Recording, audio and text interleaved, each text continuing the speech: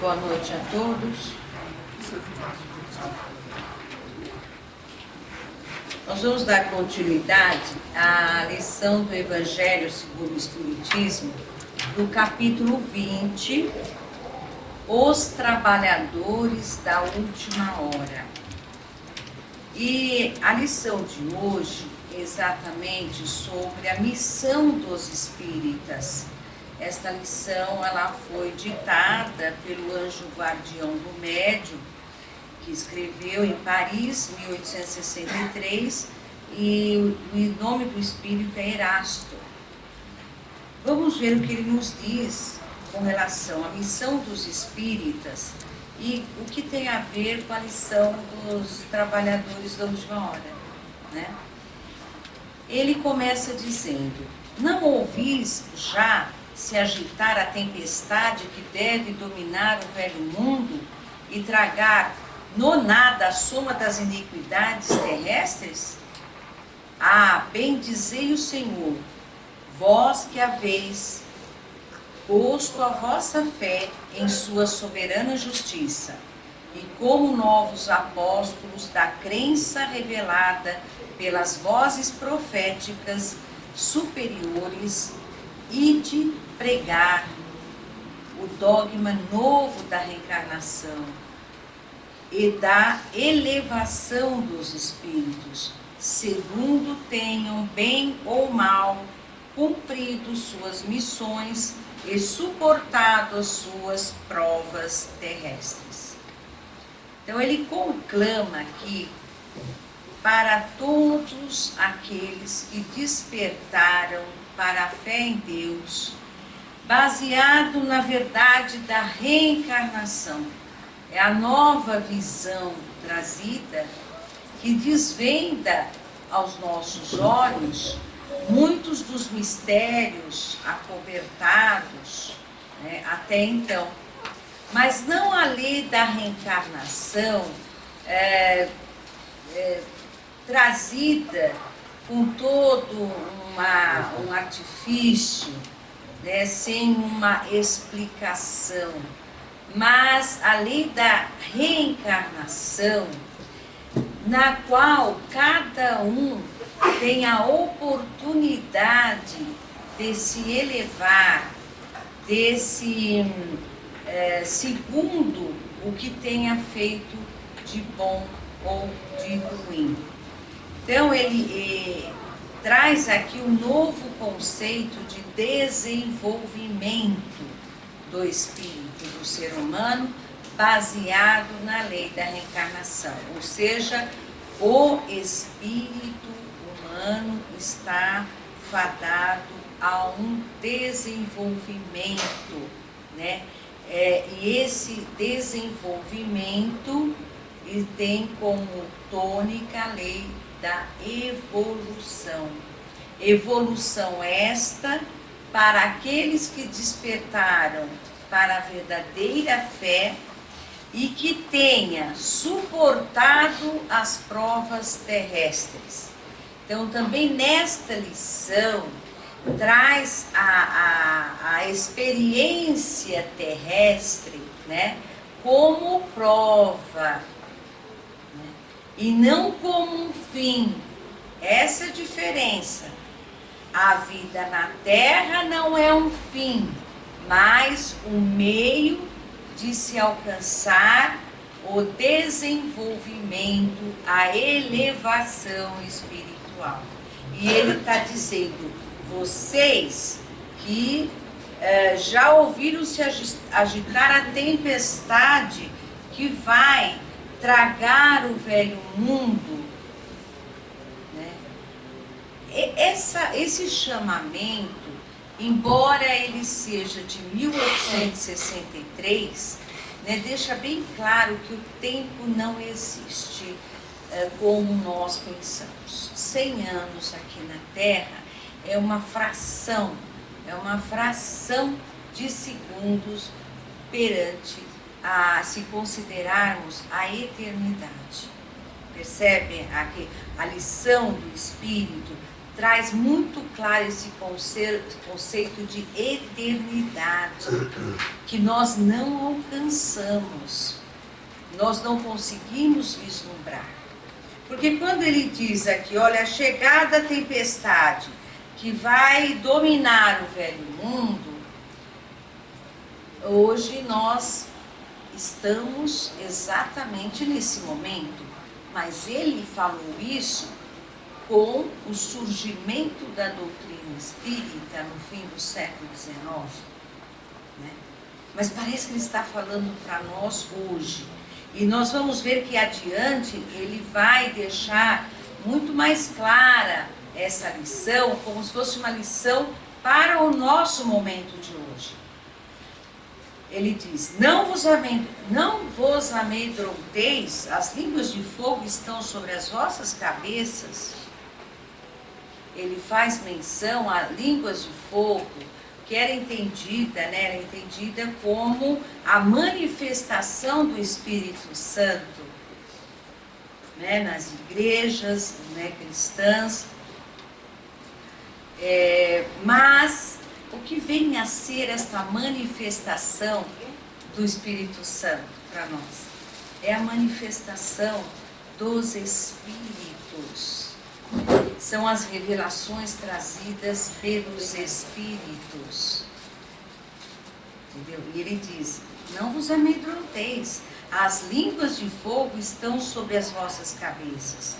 Ó, verdadeiros adeptos do Espiritismo, sois os eleitos de Deus. Ide pregai a palavra divina.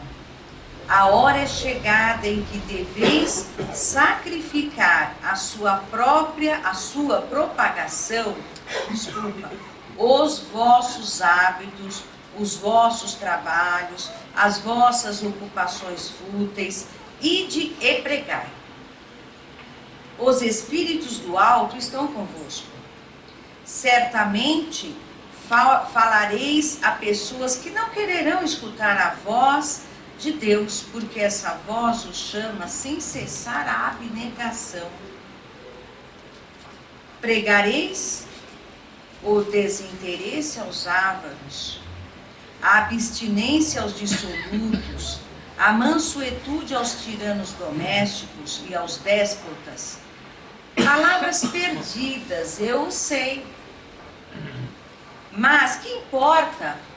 É preciso regar com os vossos suores o terreno que deveis semear, porque ele não frutificará e não produzirá senão sob os esforços reiterados da enxada e da charrua evangélicas. Ide e pregai. Então, quando ele diz aqui, então ele está conclamando a todos que acordaram para a doutrina espírita, que traz a revelação, a lei da reencarnação e do progresso espiritual, que enfim desperta para um Deus não punitivo, né, mas um Deus que espera. Mas, por outro lado, uma doutrina que nos traz a responsabilidade com mais amplo entendimento. Por quê? Não é aquela responsabilidade, aquela ideia que se eu fiz errado eu vou para o inferno, ou estou fadado ao purgatório ou ao paraíso. Não é? É a responsabilidade, porque é tu mesmo que é eterno e vai ter que prestar contas e vai ter que viver eternamente. Ou você progride ou você progride. Não existe outra lei. Mas a responsabilidade é de cada um. Então a diferença está aí. Quando a gente faz essa leitura, não é sair pregando, batendo no peito, em praça pública, o Evangelho. É viver o Evangelho acima de tudo. É falar sem medo. Né? É falar a verdade, naquilo que se confia, naquilo que se tem fé. Mas exemplificar. Por isso que ele diz aqui, não vai ser fácil não, certo? Ele compara o trabalho da charrua e da enxada. Nós só vamos mudar o planeta com o suor dos nossos rostos, porque não é por outras mãos, não será de outra maneira, né? A espiritualidade, ela se expressa através do próprio homem aqui na Terra. As obras, elas são realizadas pelo homem, sob o comando de Deus, da vontade, da providência. Então é assim, se nós podemos construir com menos dor, menos desespero, de acordo com a nossa escolha. Agora, se nós escolhermos os caminhos, né, que nos deixa imantados aqui nos interesses da terra, são nas vaidades, nas picuinhas, no poder, no ouro, na riqueza, né? Se nós não assumirmos, né, que a verdade do amor ao próximo, ela deve ser o nosso estandarte, vai ser mais difícil mesmo, vai ser muita dor mesmo, não tem outra escolha. Ah, mas isso aí é coisa de ignorante. Falem o que falar, porque não há como ser diferente. Nós temos a responsabilidade neste planeta.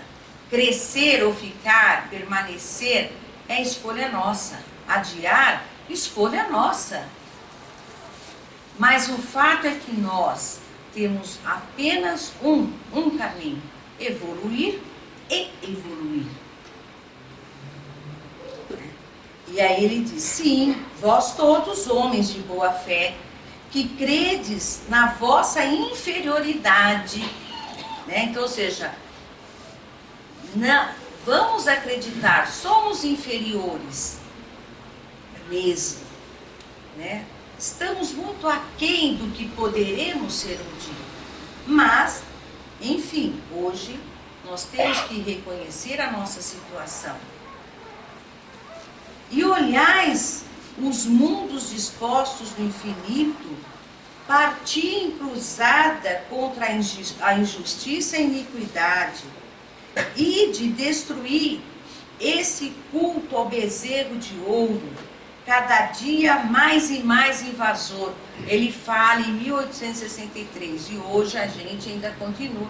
Aliás, a invasão, ele está tomando conta, né? O culto ao bezerro de ouro é uma forma simbólica, né, de se falar o quê? O culto à matéria, ao imediatismo, ao aqui e agora, sem ter preocupação com o futuro, com o outro, com o espírito.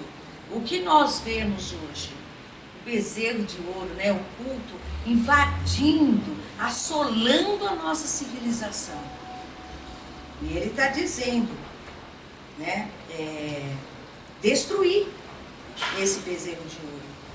Cada dia mais e mais invasor. Ide, Deus vos conduz. Homens simples e ignorantes, vossas línguas se soltarão, e falareis como nenhum outro orador.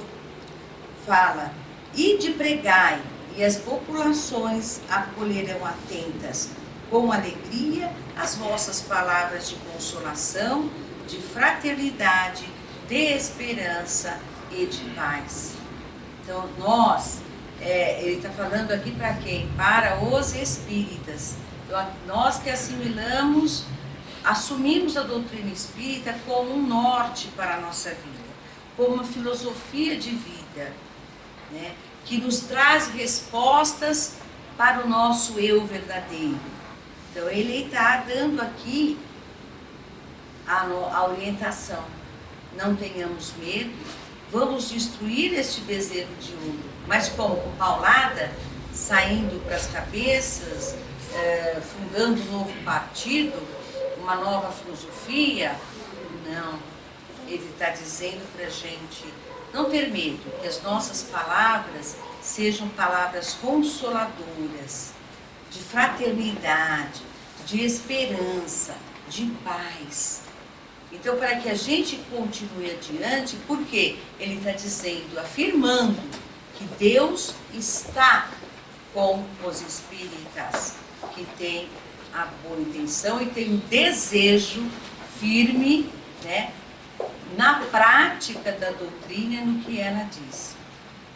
Que importam as armadilhas que serão colocadas no vosso caminho?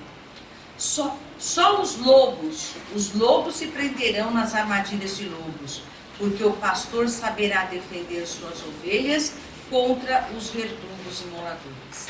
Então nós não devemos ter medo.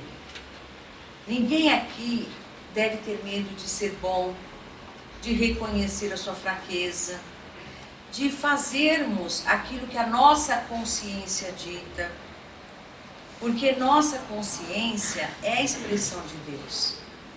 Nós não devemos nos preocupar com as aparências.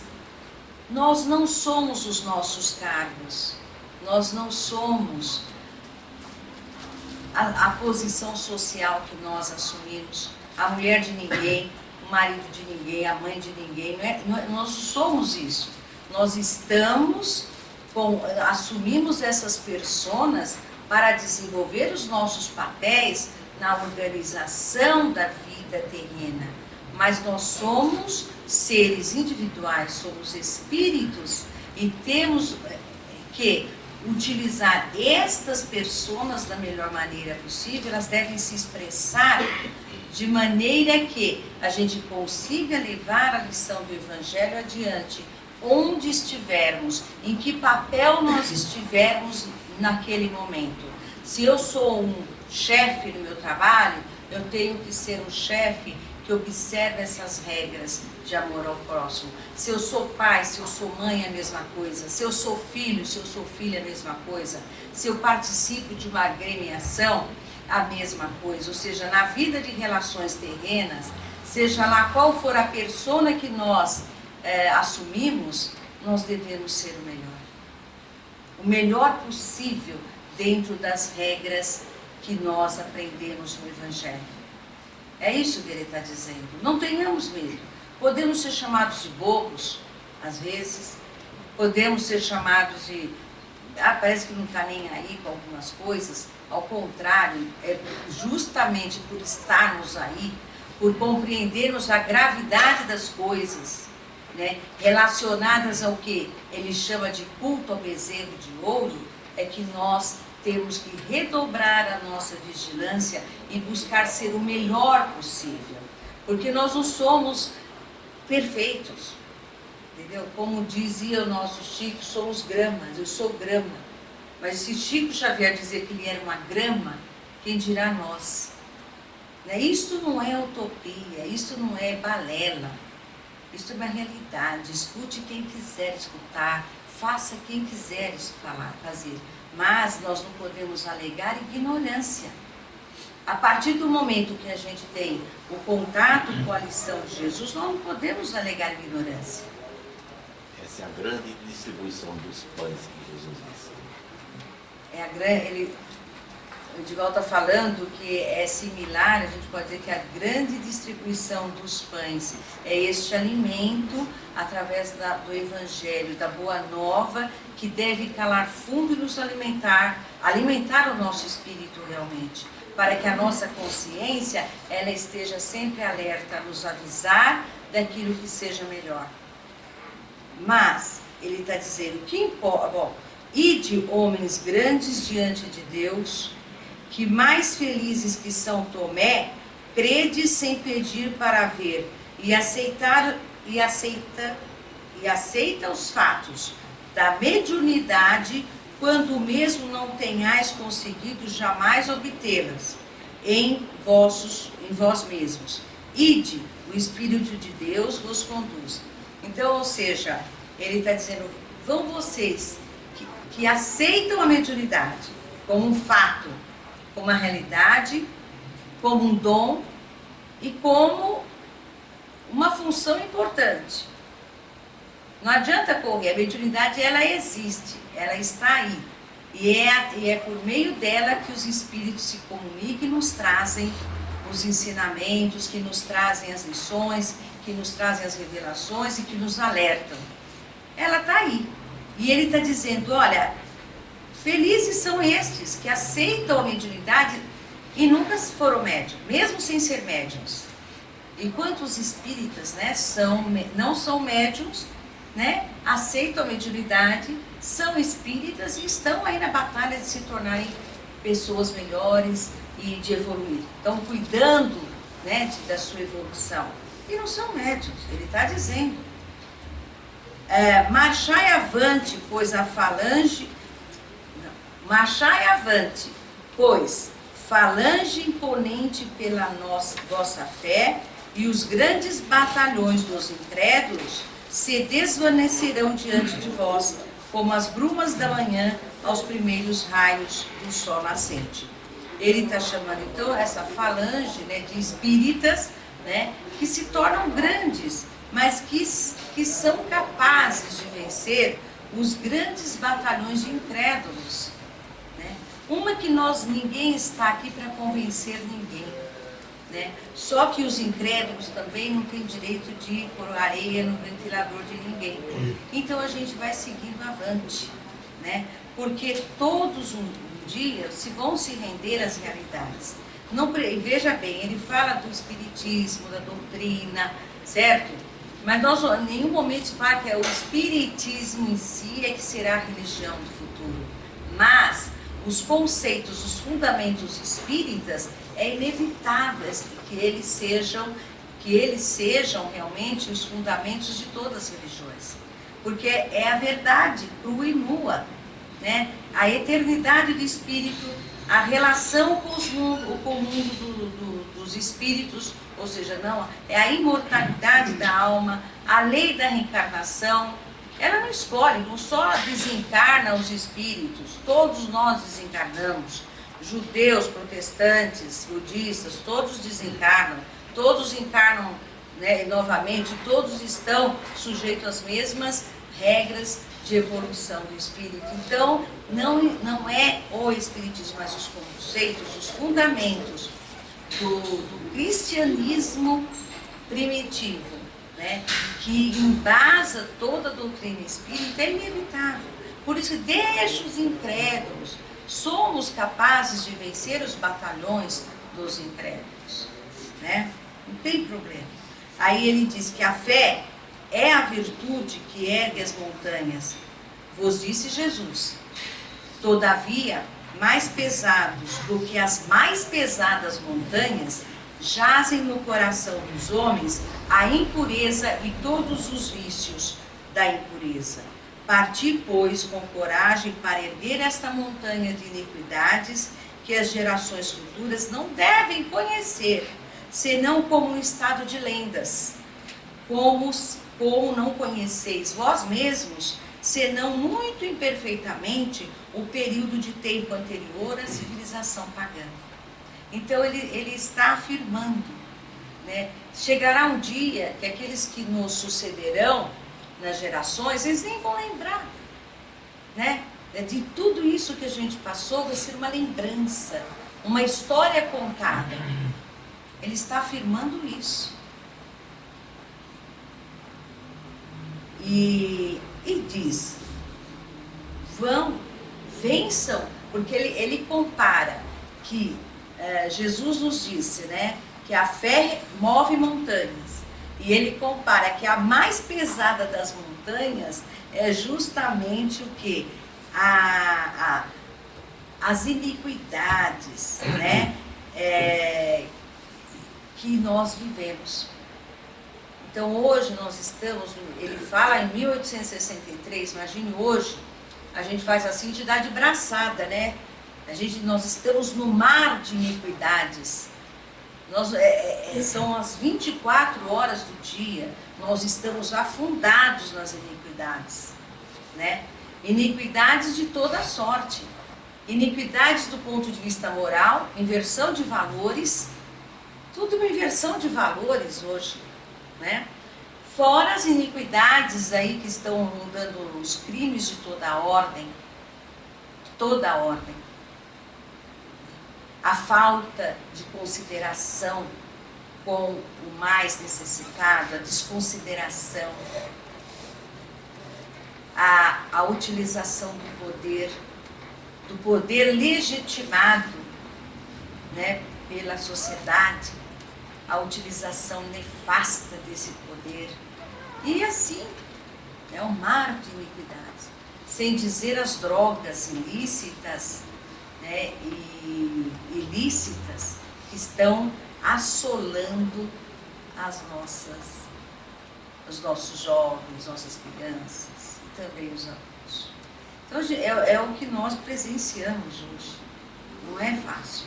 Mas ele diz que tudo isso vai passar um dia. É inevitável. Mas lembrando que esse passar não vai ser em brancas nuvens. E aqueles, no caso os espíritas, que têm essa consciência, caberá talvez uma dor maior. Porque nós temos esta clareza, certo? Não é o dia do juízo final. Isso é tranquilo para qualquer um de nós, né? Aconteça o que acontecer, vai chegar, Deus virá na terra, vai resolver tudo, né? Então eu estou ali. Não é essa visão que eu deixo para o terceiro. Não tem terceirização aqui. Na evolução não tem. A lei da evolução não cabe nenhum tipo de terceirização. Somos nós e nós mesmos e cada um de nós. Então, é por isso que ele diz, não vai ser fácil. Mas acreditem, porque não estamos sozinhos.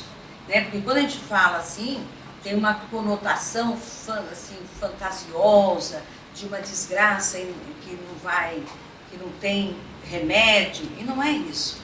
Na verdade, estamos falando de coisas muito, muito concretas, muito concretas. Que a vossa falange se arme, pois, de resolução e de coragem. Mãos à obra, a charrua está pronta, a terra espera, é preciso trabalhar. Olha que lição mais atual, né? Então, ou seja, tá essa desgraceira toda, mas, gente, não tem como negar, né? Tá tudo pronto aí, a charrua tá pronta. Comece a trabalhar e confie. É isso que ele está dizendo. Braços cruzados, não vamos levar a lugar nenhum. Vou postergar cada vez mais, vai só piorar. E de agradecer a Deus pela tarefa gloriosa que vos confiou, mas meditai que entre os chamados ao Espiritismo, muitos se extraviaram. Olhai a vossa rota e segui o caminho da verdade. Então, ou seja, muitos de nós somos chamados ao Espiritismo. Como nós temos o livre-arbítrio, a gente escolhe, certo? Tá bom? Agora, da nossa parte, a rota está traçada. Cabe a nós segui-la, né? E pergunta, se muitos dos chamados ao Espiritismo se extraviaram, por qual sinal se reconhece aqueles que estão no bom caminho? Resposta. Vós os reconhecereis pelos princípios de verdadeira caridade, que eles professarão e praticarão. Vós os reconhecereis pelo número de aflições às quais eles terão levado consolações. Vós os reconhecereis pelo seu amor ao próximo, pela sua abnegação, pelo seu desinteresse pessoal. Vós os reconhecereis, enfim, pelo triunfo dos seus princípios, porque Deus quer o triunfo da sua lei. Aqueles que seguem suas leis são seus eleitos, e ele lhes dará a vitória, mas esmagará aqueles que falseiam o espírito dessa lei e fazem dela um meio para satisfazer sua vaidade e sua ambição. Então, fica claro, porque não basta a gente dizer, não, eu sou espírita, né? Ou a gente nem fala que é espírita, mas se alguém pergunta, eu sou espírita. E a gente lê o Evangelho, a gente frequenta uma casa espírita, a gente toma passe, dá uma subida, no final do trabalho, né? A gente vem para fazer o tratamento, some, aí de repente começam as coisas não darem muito certo, aí a gente se sente incômodo, tem problema de saúde, volta para a casa espírita, faz um tratamento, frequenta um tempinho e depois nós somos absorvidos pelo dia a dia. É uma escolha, a gente não tem nada a ver com isso. Mas eu costumo falar assim para as minhas filhas, né? Então eu tenho 3 filhas, todas adultas hoje, tá? Então ela, ai mãe, eu vou sempre, mãe. Aí uma falava, ai mãe, mas você sempre as mesmas coisas na palestra, né? Eu falei, então vamos lá. Você já faz assim? Ah, mãe, né? Escutar e não fazer é não saber. Então você não sabe nada. Então você vai lá, vai ouvir palestra, né? Escutar e não fazer, não sabe porcaria nenhuma. Ah, então tá. Então vai. E também outra coisa, eu falo muito simples, gente, porque assim, a gente tem que ser um pouco racional. Eu acho que a gente lidar com a razão em alguns momentos nos ajuda a manter. Porque os apelos do dia a dia são muitos, né? Nós temos muitos afazeres, temos as nossas atividades profissionais, temos as nossas atividades quando a gente é jovem, tem faculdade, tem uma série de coisas, tem estudo, tem... Enfim, atividades, né? Tem namorado, tem não sei o quê, tem um monte de coisa. Mas, veja bem, se a gente falasse assim, não, olha, toda vez que todos que vêm no centro vão ganhar R$200 cada vez que vier aqui, eu duvido que faltava. Eu falo, se eu te desse R$200, dá um jeito, né? A gente dá um jeito de... Não é assim?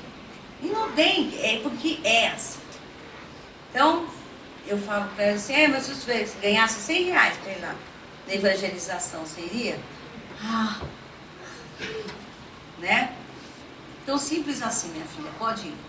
Então, na verdade, não é o fato de vir, é porque os dias, eles são muito tomados pela vida da matéria, pela adoração ao bezerro de ouro. Nós hoje, então, com a internet, nossa, é uma chuva de tudo quanto é lado, né? A internet é maravilhosa, né? Eu mesma não conseguiria fazer muitas coisas sem ela, mas se a gente também não cuida, todas as ferramentas que se criaram com ela, será que elas, né, têm uma produção, né, estão contribuindo para o nosso crescimento até profissional? Mentira, não está. Está contribuindo para o meu crescimento de estudante? Mentira, não está. O mau uso não está contribuindo coisa nenhuma.